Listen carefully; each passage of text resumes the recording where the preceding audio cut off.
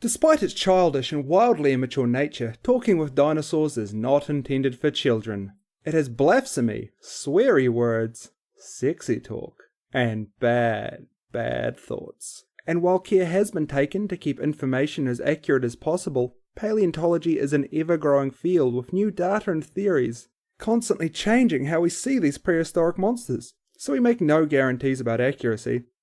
Not that it matters, paleontologists are just making it all up as they go along anyway. Also, Mum, I'm still very, very sorry.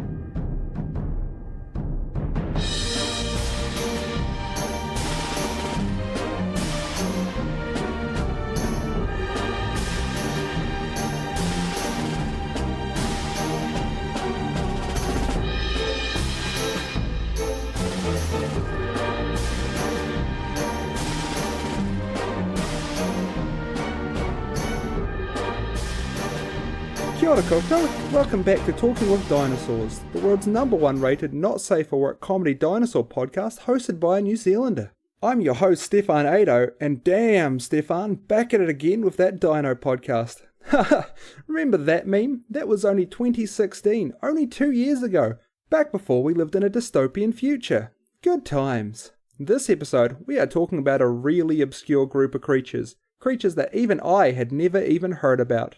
Weird little monsters, scaly, often green, with beady little eyes. I speak, of course, of crocodiles. Well, I mean not exactly crocodiles, croco-cousins, cousinodiles. Aetosaurs anyway. No, I didn't just choose them because it sounds vaguely like my name. I'm not that vain. I mean, I am that vain, and it mostly was that reason, but not just that. Before we talk about Aetosaurs, we have to talk about the history of crocodiles in general. You may have heard that crocodiles have remained basically unchanged for hundreds of millions of years, and that is, in a certain sense, true. You can look at some of the early pseudosuchians, the early ancestors of modern crocodiles, alligators and gharials, and you can go, oh yeah, that's a croc all right. But that doesn't mean that's the only idea evolution played with when it came to these beasties. Early Triassic evolution went hard on the crocodiles, and for a while before the dinosaurs, they were the dominant creatures on the planet. They filled most of the ecological niches that dinosaurs and mammals would later fill. Not only were there the semi-aquatic style crocodiles that we know and love today, there were also completely aquatic ones, and a metric crap ton of terrestrial ones, by which I mean landlubbers. I'm not implying the existence of extraterrestrial crocodile aliens. The reptiloid Columinato are enough bloody trouble by themselves without aliens involved as well, especially crocodile ones. They may see plover birds attempt as cleaning their teeth as an act of war, then suddenly it's all Mars attacks, and I don't think yodeling will save us this time. So, land-based crocodiles, that was where we're at. Yes, yeah, sure, why not? So evolution went all out on the crocodiles, while dinosaurs, pterosaurs and synapsids, the ancestors to mammals, were pissing around, really trying to get a handle on this living on land shenanigans that the kids were up to these days. You know, since they didn't have Fortnite yet. Crocodiles were balls out, galloping around like violent, insane horses, and in some cases they were doing that galloping on 2 legs. That's right, looking for all the world like T-Rexes that Rick Moranis shrunk to terrorize his children. Some pseudosuchians were bipedal. Some looked so theropody, in fact, that they were misidentified as dinosaurs for a very long time. Some, like Arizonosaurus, had massive sails on the back, you know, since they were all the rage back in those glorious days in the Permian and Triassic eras, before nature became obsessed with saber teeth and made the mistake of taking a punt on monkeys with anxiety. Bad choice, evolution. That's how you create your next global extinction event. So now we know that there were all sorts of crocs, from the tiny to the massive, bipedal to the aquatic, but we still haven't reached a specific sort I want to talk about. In the Triassic, you see, there was what was probably the weirdest set of pseudosuchians, the Aetosaurs. Sorry, I expected some kind of reaction there, maybe a gasp. Then I realised this is a one-way only audio channel, so don't I feel silly. I've been doing this for a while now, you'd think I'd have figured it out, but I guess not. What next? It turns out this is an audio-only medium and you can't see these fancy graphics I've got behind me? Oh crap, it is, isn't it? I should have realised when I don't own a camera. Oh god! I've been wasting so much time making those. Oh, who am I kidding? I would never spend any more effort on this than I already do. This takes up like 3/4 of my week. Right, well we better carry on with this anyway. Aetosaurs were weird, you see, because they were herbivores. Herbivorous crocodiles. With armour. Oh yes, it's another armoured beasties. What do you mean I have a type? No, I won't just do an episode on anything that's vaguely armadillo-esque. They're not even that much like armadillos. They just have the same sort of armour and a long snout and similar teeth, similar musculature, similar shape, similar size. Okay, look, maybe they're fairly similar. Where they really differ, though, is that some Aetosaurs had massive spikes growing out of their back. Yeah, bet you haven't seen that in an armadillo. Not even in a glyptodont.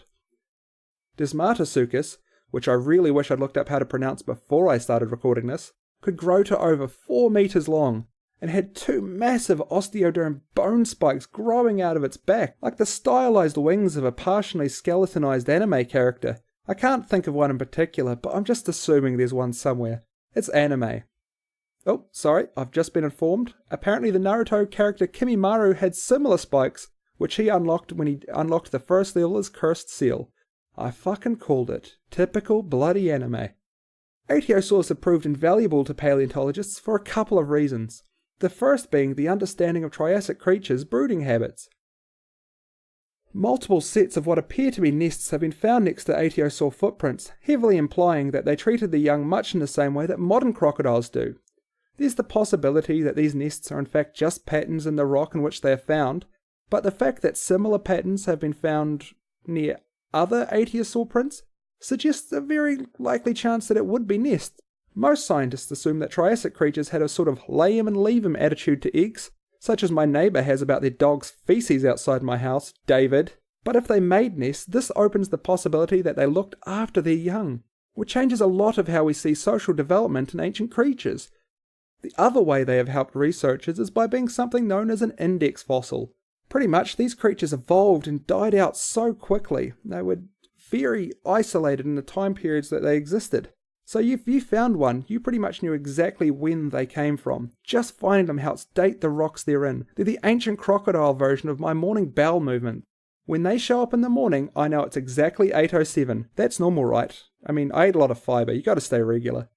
Unfortunately, crocodiles' time as evolution's star child wasn't to last forever. By the beginning of the Jurassic, the Aetosaurs and much of the other fun pseudosaucians were long gone, leaving dinosaurs to pick up the pieces and rule the planet for the next 100 million years or so, before they stuffed it up and gave it to the mammals.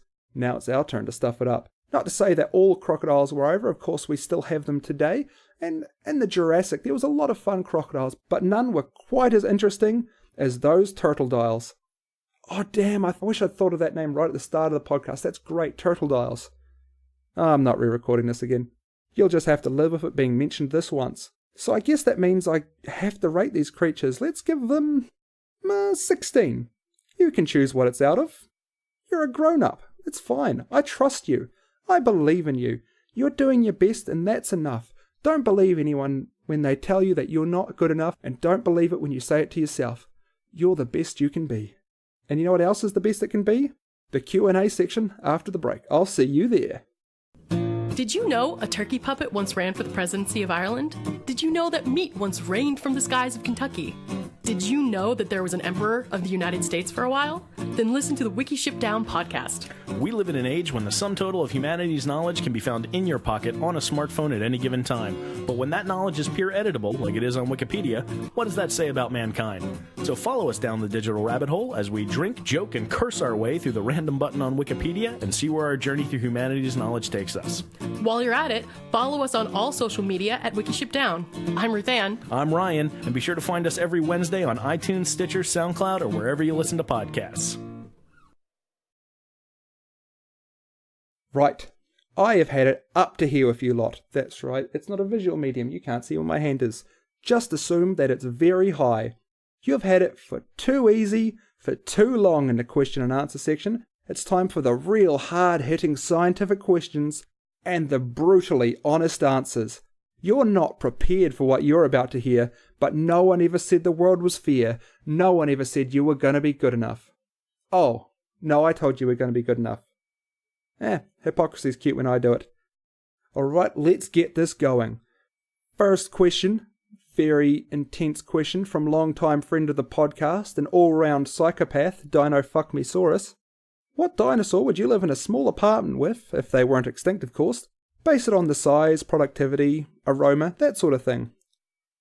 Well, that wasn't quite the hard-hitting scientific question I had hoped for, but it's something, I guess. My usual sort of fear. I would probably choose something like a Queerlops, a bipedal ancestor of Triceratops that only weighed about 1.5 kg and was about 60 centimetres long. As usual, I am disgusted to have to do this for my listeners who use incorrect measurements. 800 gallons worth of dinosaur, but I do know that's about 2 feet long. Small size is important in a housemate dinosaur, as I can't have it absolutely destroying my house every time it tries to go room to room. It's also important that it's a herbivore, as I can't have it eating me while I sleep, or my precious kitten. I love my kitten, and I will burn the whole fucking world to the ground if anything ever happened to her. I'm looking at you. I can see you. If you even think of harming my cat, it's over. If the world burns to the ground, you know why. Smaller dinosaurs also mean less poo, and since dinosaurs are widely regarded as not being the most intelligent of creatures, I imagine house training would probably be out of the question. All in all, I think a Queerlops would make a much better housemate than my current one, who is actually a fully grown Allosaurus. I could deal with the drama of a giant theropod housemate, the constant smashing of the walls, the piles of feces that are bigger than me, the constant eating of my other flatmates. If they would only pay rent, Ellie, come on, man. Fear's fear. Alright, let's move on to the next question. Here's hoping this is more of the intense, brutal scientific stuff I was looking for. Here we go. The question is, how do you still suck? Oh, that's another one from my mum. Thanks, Mum. I appreciate you phrasing it as a question this time. Helps it stick to the format of the Q&A section. Alright, let's give this one more try. This one is from Daniel Thompson, who is a real geologist. So I hope that this is going to be a real question that I can really dig myself into. Get myself some real scientific credo points, or however you judge that sort of thing. I don't know, I'm not a real scientist, I'm a weirdo with a microphone. Daniel's question is, if you could feed any bean to any dinosaur, what dinosaur would you feed what beans to? God damn it, I'm never going to get any respect, am I? Oh well, on to the bean question. Well, I guess I better think about this seriously. If I'm going to answer this, I might as well answer it right. I think the bean I would be most likely to feed to a dinosaur is definitely the black bean, because the black bean is the best bean hands down. Best texture, best flavour, best beaniness. Black beans forever. Alright? And the dinosaur I'd feed it to would probably be Ellie, my goddamn housemate who can't afford food, so keeps eating all the goddamn flatmates. Hopefully I can convert it into a vegetarian and I can feed it my beans and I don't have to keep getting new flatmates. Ellie, would you just pay some rent, for God's sake? Get a job, you stupid theropod. And that's the end of our Q&A section. Now to our most serious section, great contributions to dinosaur science by non-paleontologists. Because fuck those guys. This week's great contributor is that wee kid Noel, who's gone viral on Facebook for knowing the names of all those dinosaurs when his mum holds them up to him and he can see them and he says them, oh, it's a T-Rex. Oh, very cute wee kid. I'm sure he's got a bright future ahead of him as some kind of dinosaur scientist, geologist, paleontologist, paleobiologist, something like that. But, and I don't like to be this guy, to be honest. I mean, he got a few of those dinosaurs wrong, didn't he? He's not that great. I mean, I know he's only like 3, but come on. Hit your book, scrub. You still got a lot of work to do. That was clearly a Parasaurolophus, not a Maiasaurus, and I'm sure at least one of those T-Rexes was an Allosaurus. No, not you, Ellie. Quieten down. Anyway, kid's a rookie. I've shared the video on the Facebook page, so you can judge him too. And by judge him, I mean enjoy how cute he is. It's really great. You should watch it.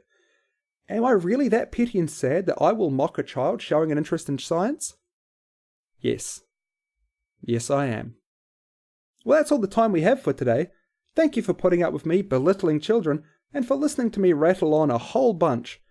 As usual, thank you to Electricity for the amazing theme music. Check him out on SoundCloud. You can Electricity NZ for your music needs. I'll repeat, that's Electricity with an A, not an E. His name's Al, you see. It's a great thing. It's not Ellie, my flatmate. That's an Allosaurus. Their arms are still too small to write music. It's a theropod thing. He doesn't like to talk about it. I'd also like to thank Adam, who came up with the amazing logo, and of course he also came up with a great segment about the paleontologists and fucking them. You know the one. I made fun of a kid in it. Yes, I'm a terrible person, but it's a great segment. Thanks, Adam. And also thanks to Daniel and Dino Fuck Me Saurus. Those last three, they've all been hanging out on the Discord channel with me with a bunch of other people. They've been discussing beans, which US state is the worst, and which dinosaur you'd want to wrestle. Feel free to join me there, or if you don't want to join me, or you want to know how to join me, you can always drop me a line via email at talkingwithdinosaurs@gmail.com, message me on Twitter at TalkingDinocast, and Instagram at TalkingWithDinosaurs. Make sure you join the Facebook group, Talking with Dinosaurs Dinophiles Anonymous as well, to keep up to date with all of your dinosaur nonsense. It's not all dinosaur penises, I swear. Some of it is, but not all of it. Don't forget to donate to a local museum as well, and if you're still feeling generous afterwards, feel free to donate to me through Ko-Fi or PayPal under talkingwithdinosaurs@gmail.com. I promise I'll spend more of the money on candy than I do on drugs. Right, now I'm off to report to the crocodile aliens about the reptiloid Columinado's actions. I've been Stefan Aito, and we have been talking with dinosaurs.